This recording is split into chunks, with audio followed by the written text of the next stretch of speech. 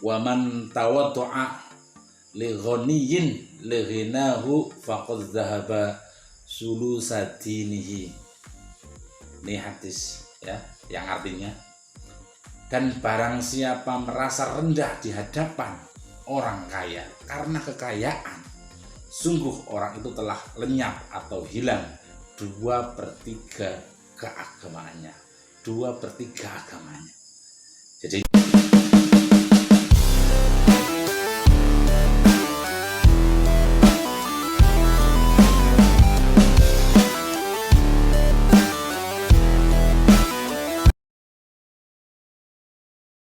Assalamualaikum warahmatullahi wabarakatuh, sahabat subscriber yang selalu berbahagia dan jangan lupa bahagia.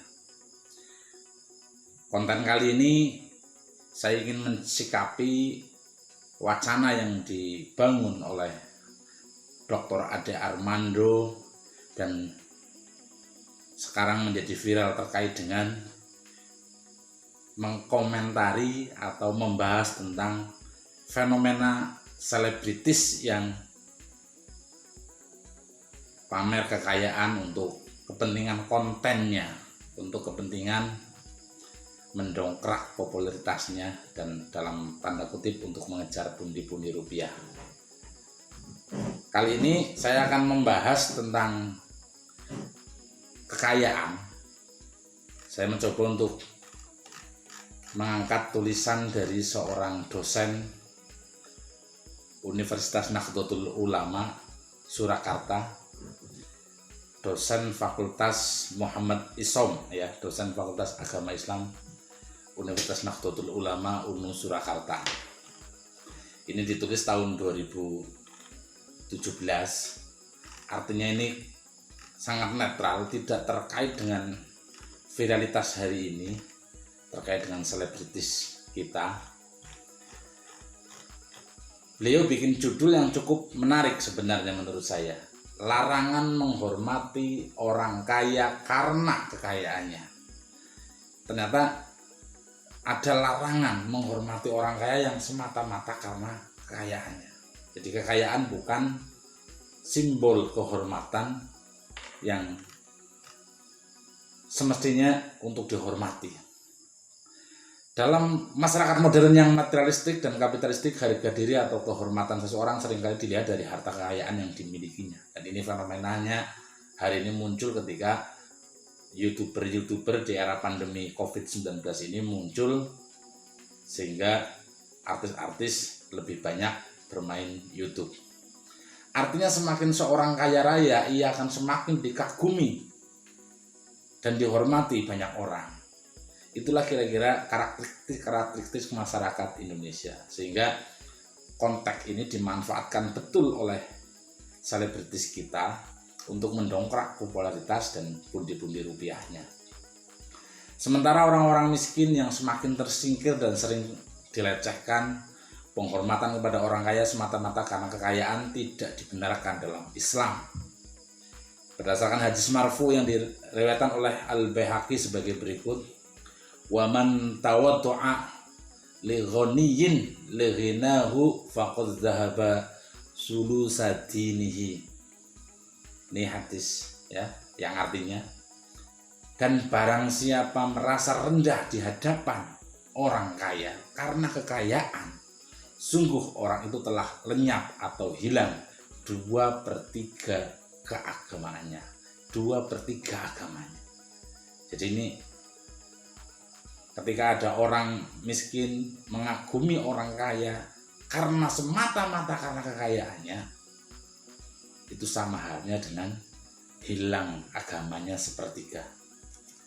Terus merasa rendah atau menghormati kepada orang kaya semata-mata karena kekayaannya bukanlah akhlak terpuji. Jadi rendah hati, rendah diri dengan orang kaya karena diukur karena kemiskinannya, itu juga bukan akhlak yang terpuji. Orang-orang kaya dihormati seharusnya bukan karena hartanya yang berlimpah, tetapi karena amal-amal kebaikannya. Seperti bertakwa kepada Allah, ramah kepada sesama, suka bersedekah, suka menolong fakir miskin, sangat peduli terhadap kepentingan umum, mewakafkan ini dan itu sebagainya untuk kepentingan publik.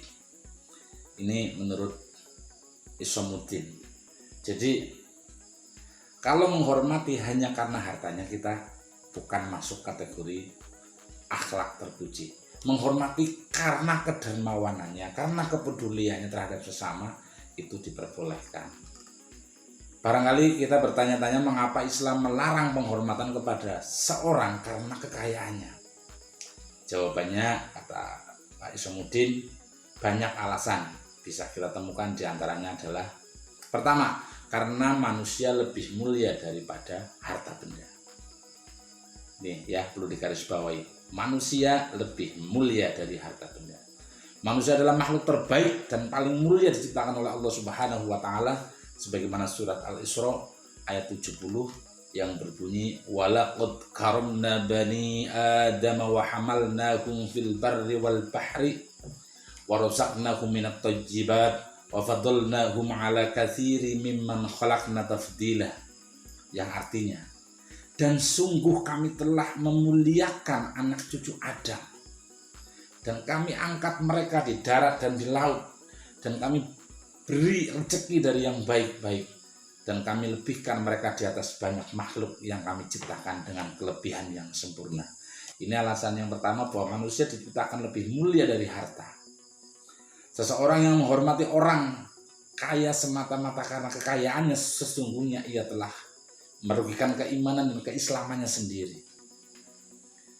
Kesalahan bukan pada orang kaya yang dihormati, tapi pada dirinya sendiri karena telah menempatkan nilai kemanusiaan beserta seluruh potensi spiritualitasnya di bawah harta benda yang bersifat duniawi.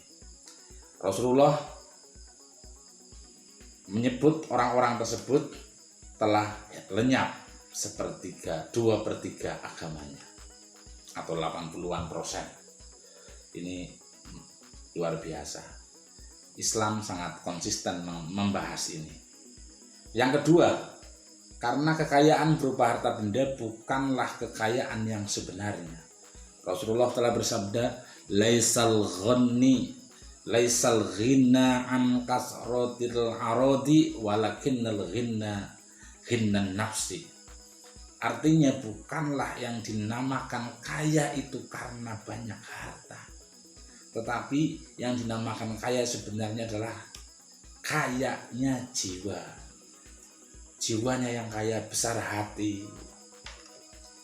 Hal-hal spiritual seperti keimanan, ketakwaan, kesabaran, sikap tawakal, kesalehan, keramahan, kedermawanan jauh lebih berharga daripada hal-hal yang bersifat duniawi seperti harta benda atau kekayaan.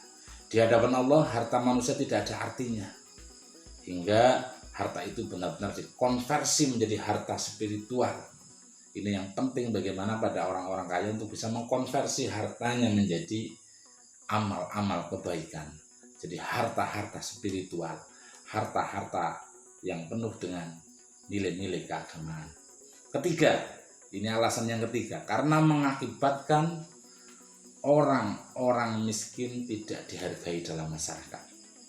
Jika menghormati orang kaya karena kekayaannya dibenarkan, maka akan timbul sikap sebaliknya, yakni orang-orang yang tidak kaya atau orang miskin tidak dihargai. Dan inilah yang terjadi di masyarakat, banyak orang miskin direndahkan, dilecehkan. Ini masalah besar yang tidak pernah dipermasalahkan hingga seolah-olah telah diterima sebagai sebuah kebenaran. Sehingga ketika ada Bapak Dr. Ade Armando mengkritisi fenomena artis yang seringkali memamerkan kekayaannya, kendaraan pribadinya, rumahnya, kemewahan-kemewahan yang mereka miliki, maka akan timbul secara sosial sikap melecehkan terhadap orang yang tidak mampu. Ini kemudian dikritik betul oleh Bapak Ade Armando yang saat ini viral. Jika permasalahan ini dikaitkan dengan hadis Rasulullah, barang siapa yang merasa rendah di hadapan orang kaya karena kekayaannya, sungguh orang itu telah lenyap atau hilang 2/3 agamanya. Maka logika terbaliknya adalah barang siapa merasa lebih tinggi di hadapan orang miskin dalam bentuk merendahkannya karena kemiskinannya, sungguh orang itu telah lenyap pula, hilang 2/3 agamanya. Sehingga kalau kemudian orang-orang kaya ini merendahkan orang miskin karena hartanya juga sama, dia akan hilang. Ini logika Dr. Isomuddin, Fakultas Agama Muhammad Isom, dosen Fakultas Islam Nahdlatul Ulama Surakarta. Jadi terkait dengan 3 hal tadi, ada 3 alasan kenapa Islam tidak membenarkan praktek-praktek memamerkan kekayaan dan sebaliknya memamerkan kemiskinan. Logikanya seperti itu. Mudah-mudahan ini bermanfaat. Akhirul qoli, yang terpenting abadi jaga NKRI.